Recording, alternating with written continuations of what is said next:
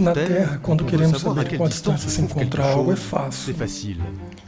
Basta se deslocar até lá e medir a distância. As estrelas do céu é mais complicado. Você não pode ir lá. Hoje, porém, a distância entre a Terra e uma grande quantidade de estrelas é bem conhecida. Também sabemos qual é o tamanho da nossa galáxia e até medimos o diâmetro do universo observável. O mais louco é que para fazer todas estas medições não foi preciso muito. Basicamente foi suficiente uma ferramenta: estrelas piscantes.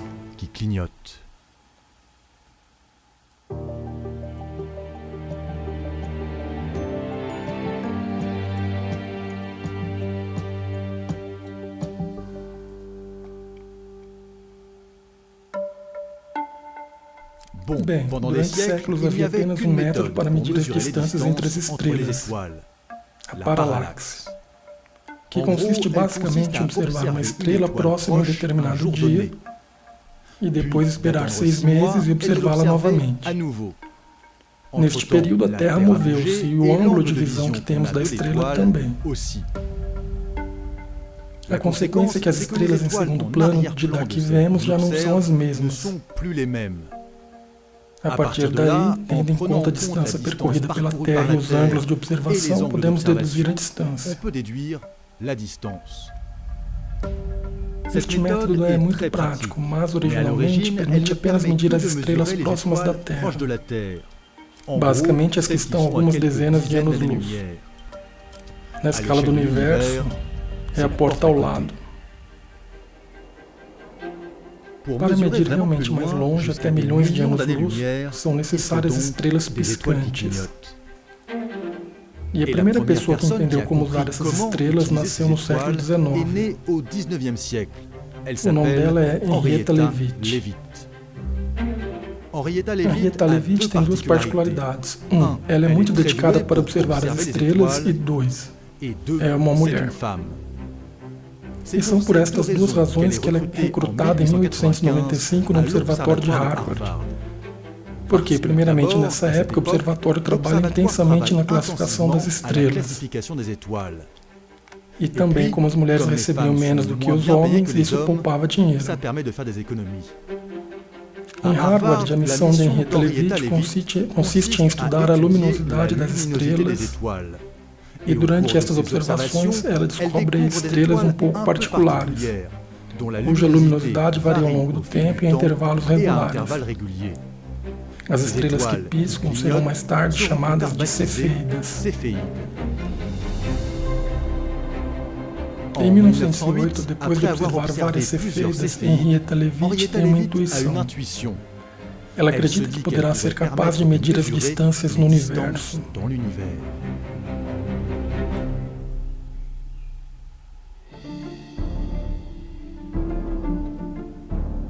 Para entender como isso funciona, você tem que entender primeiramente uma coisa importante: a diferença entre o brilho intrínseco e o brilho aparente. Para isso, tomemos 2 lâmpadas com uma potência de 50 watts. 50 watts é a luminosidade intrínseca. Colocamos a primeira lâmpada a 1 metro e a outra um pouco mais adiante. A que está mais longe parece então menos brilhante que a outra. Esta luz diminuída é chamada de fluxo aparente. E é aqui que as coisas se tornam interessantes, porque graças ao brilho das lâmpadas podemos calcular as suas distâncias. O princípio é, portanto, o seguinte: quando a lâmpada se afasta, seu fluxo aparente diminui. Mas eles não diminuem de qualquer maneira. Esta redução corresponde ao quadrado da distância entre a fonte de luz e aquele que a observa. No nosso exemplo, a lâmpada de 50 watts está a uma distância de 5 metros. O quadrado dessa distância, 5 vezes 5, dá 25. A lâmpada distante tem, portanto, um fluxo aparente 25 vezes menor do que o daqui da lâmpada próxima. O que isso significa é que, se compararmos o fluxo aparente da lâmpada e sua luminosidade intrínseca, podemos deduzir a distância em que ela se encontra.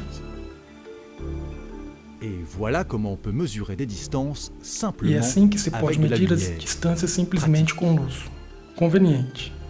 Então pensamos que poderíamos fazer o mesmo com as estrelas para calcular suas distâncias. Mas há um grande problema.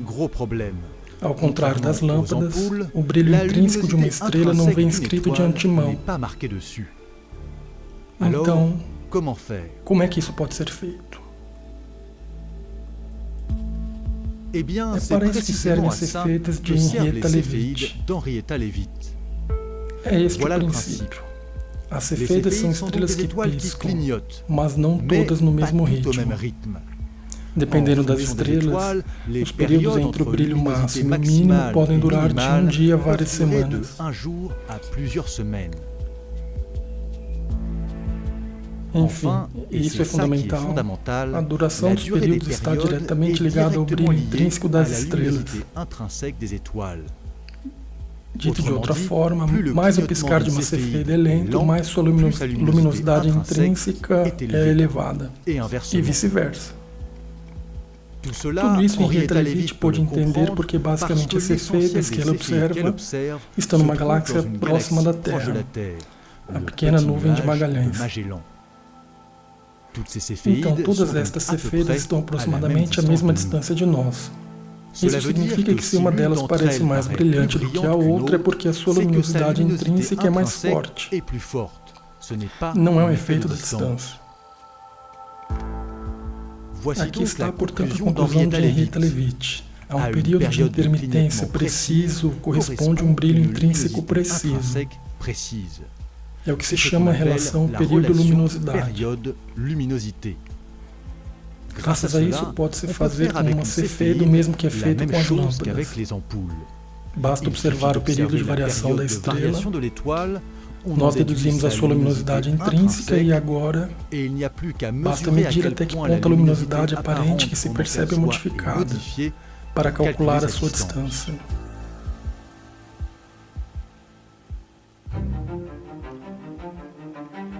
Mas ainda há um problema. Para que o método funcione, é preciso calibrar essa relação período-luminosidade. Melhor dizendo, é necessário definir a distância de pelo menos uma cefeida para conhecer a sua luminosidade intrínseca. Com esta primeira medição, você pode deduzir as luminosidades intrínsecas das outras cefeidas, e então suas distâncias. Mas este trabalho de aferição não é feito por Henrietta Leavitt. O seu supervisor hierárquico retira-lhe a tarefa e é um homem que vai se debruçar sobre a questão, o astrônomo Einar Hertzsprung. Para isso ele usa o que chamamos de paralaxe estatística, que é um método de paralaxe particular, que ao contrário da paralaxe clássica, permite medir distâncias um pouco maiores.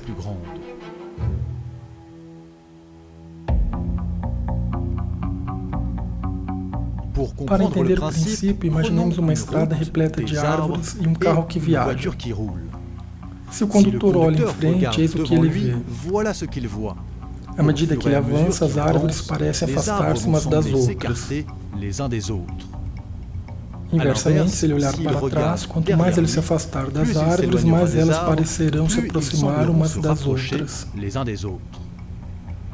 Com a ajuda destas observações e com um pouco de trigonometria, podemos então medir a distância entre as árvores e o carro, pois a trigonometria permite estabelecer uma ligação entre os ângulos e as distâncias.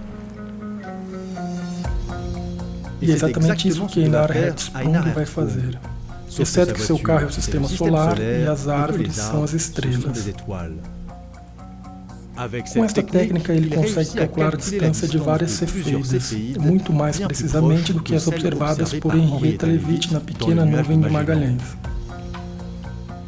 Conhecendo agora a distância destas estrelas e o seu brilho aparente, ele pode deduzir a sua luminosidade intrínseca. Tudo o que resta é combinar as suas luminosidades intrínsecas com os seus períodos de intermitência e pronto. Agora a relação período-luminosidade está calibrada.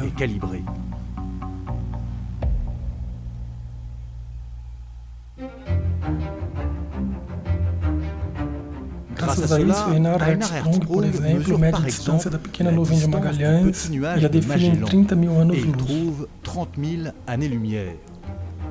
No começo, evidentemente, as medidas são imprecisas. Aliás, 100 anos mais tarde, sabe-se que a pequena nuvem de Magalhães está, na realidade, a 190 mil anos-luz. As ferramentas de observação e as medições melhoraram muito ao longo do tempo e permitem hoje medir as distâncias do universo até 100 milhões de anos-luz, o equivalente a 946 quintilhões de quilômetros.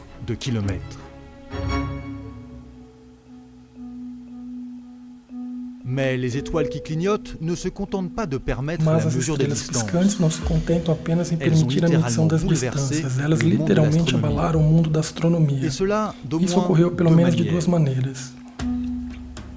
Em primeiro lugar, é graças às cefeidas que descobrimos que existem outras galáxias, além da nossa no universo. Até os anos 20 não tínhamos essa certeza. Esta mancha no céu, por exemplo, na época pensava-se que poderia ser um aglomerado de estrelas, exceto que nessa mancha justamente se encontram cefeidas. E de acordo com elas, essa mancha estava muito longe de nós. Na verdade, este aglomerado de estrelas é uma galáxia, a galáxia de Andrômeda. Ela é 6 vezes maior do que a nossa galáxia e está a 2,5 milhões de anos-luz de distância. Hoje, quase um século depois, sabe-se que existem centenas de bilhões de galáxias no universo.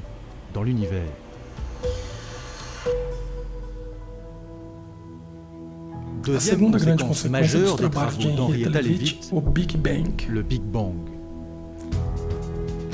Ainda nos anos 20, o astrônomo Georges Lemaître percebe que as galáxias parecem quase todas se afastar da Terra.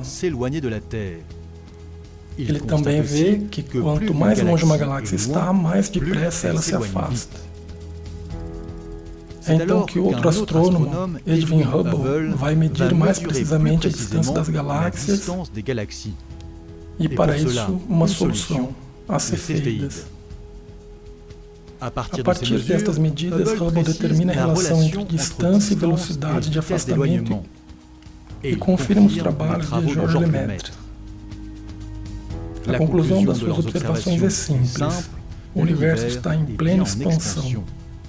E se o universo está em expansão, isso significa que em algum momento foi necessário começar a expandir-se. Foi assim que nasceu a teoria do Big Bang.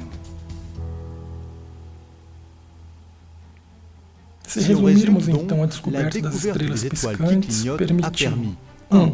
Medir a distância de estrelas situadas a vários milhões de anos-luz de nós. 2. Para confirmar a existência de outras galáxias além da nossa. E 3. Para reforçar a teoria do Big Bang. Então, com tudo isso, as pessoas que estavam encarregadas dos prêmios Nobel na época da Henrietta Leavitt acabaram por pensar que seria bom premiá-la de alguma forma. Em 1925, contactaram a Universidade de Harvard para recompensá-la. Mas, por azar, Henrietta Leavitt já estava morta havia 4 anos.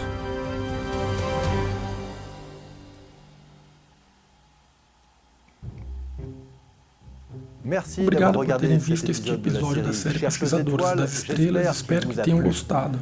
Para saber mais sobre Henrietta Leavitt, de quem acabamos de falar, e sobre as cefeidas em geral, você encontrará muitos links abaixo do vídeo. Eu convido vocês também a fazer perguntas e comentários.